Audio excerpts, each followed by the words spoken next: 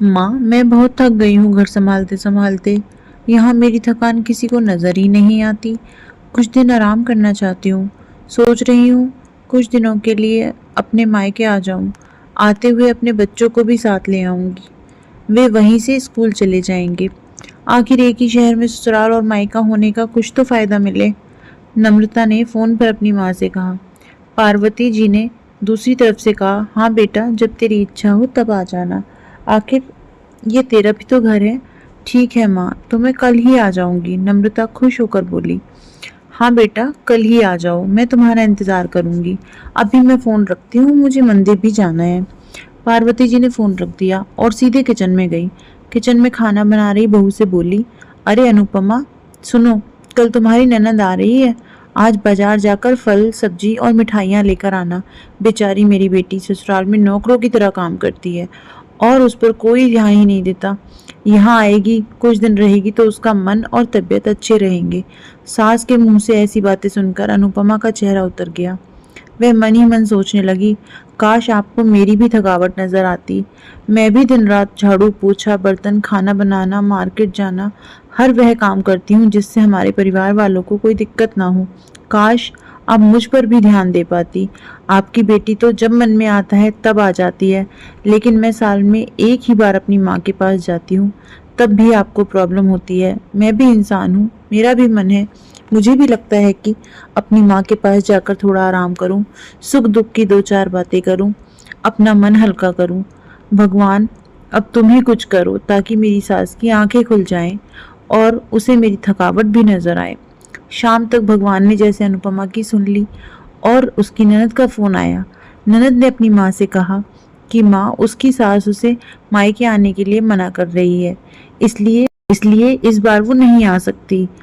पार्वती जी बोली, ऐसा कैसे मना कर दिया? पहले तो कभी वह तुम्हें आने के लिए नहीं रोकती थी, इस बार भला क्या हो गया? लाओ मेरी बात कराओ, उनसे मैं समझाती हूँ। नम्रता ने अपनी सास को फोन दिया। पार्वती जी ने कहा, नमस्कार समधन जी, आपसे कुछ कहना था।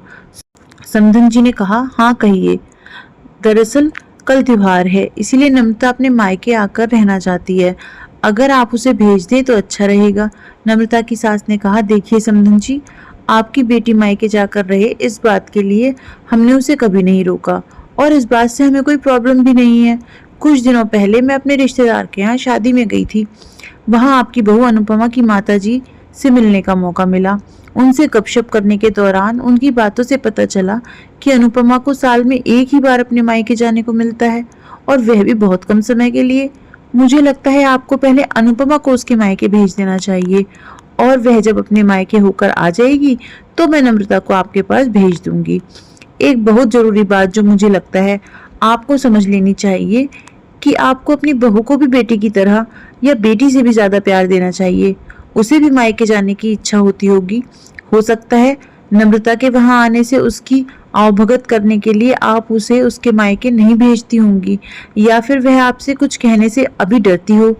अगर आप उसको घर में ही कैद रखेंगी तो एक दिन ऐसा आएगा जब वह आपके खिलाफ बोलने लगेगी, फिर वह आपकी सुनेगी भी नहीं और जब चाहे तब मायके जाएगी आएगी। ऐसी परिस्थिति आए, इससे अच्छा है कि आप ही कुछ बदलाव अमल में ले आए जिससे आपका रिश्ता और रिश्ते की मिठास खराब ना हो। पार्वती को अपने समधन के हर एक शब्द में सच्चाई नजर आई। उन्हें महसूस हुआ कि उन्होंने अपनी बेटी के प्यार में अंधे होकर कभी भी अपनी बहू के मन का विचार नहीं किया। उन्होंने हमेशा ही अपनी बेटी को अपनी बहू से ऊपर रखा। दूसरी तरफ नम्रता भी अपनी भाभी के बारे में हो रही इस बातचीत को सुन रही थी।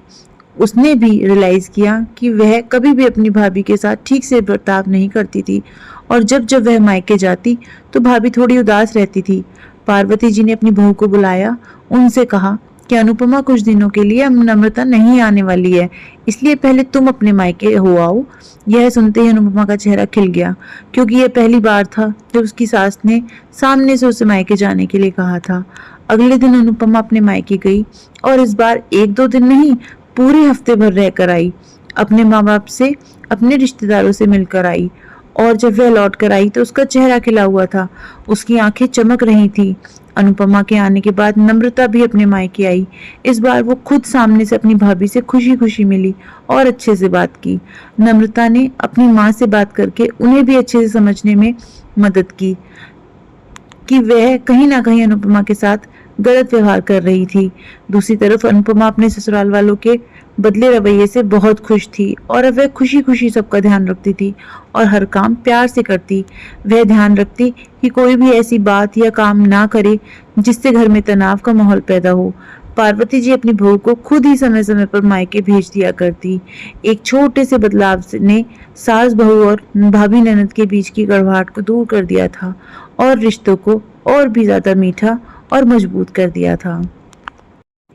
आप सबको कहानी कैसी लगी कमेंट कर ज़रूर बताएं।